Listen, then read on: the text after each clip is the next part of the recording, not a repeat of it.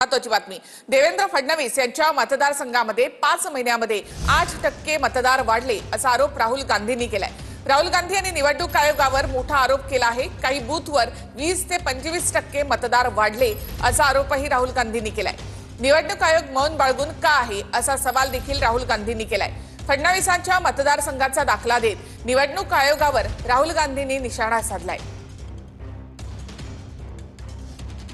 राहुल गांधी यांचं नेमकं काय म्हणणं आहे ते आपण पाहूया। तर फडणवीसांच्या मतदारसंघात 5 महिन्यामध्ये 8% मतदार वाढले, म्हणजे लोकसभेनंतर विधानसभेसाठी 5 महिन्यात 8% मतदार वाढले।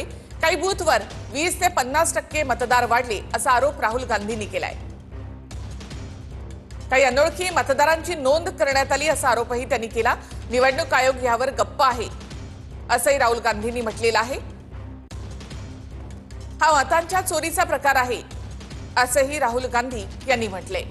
निवडणूक आयोगाने सीसीटीव्ही फुटेज आणि मतदार यादी प्रसिद्ध करावी अशी आमची मागणी आहे असंही राहुल गांधींनी म्हटले।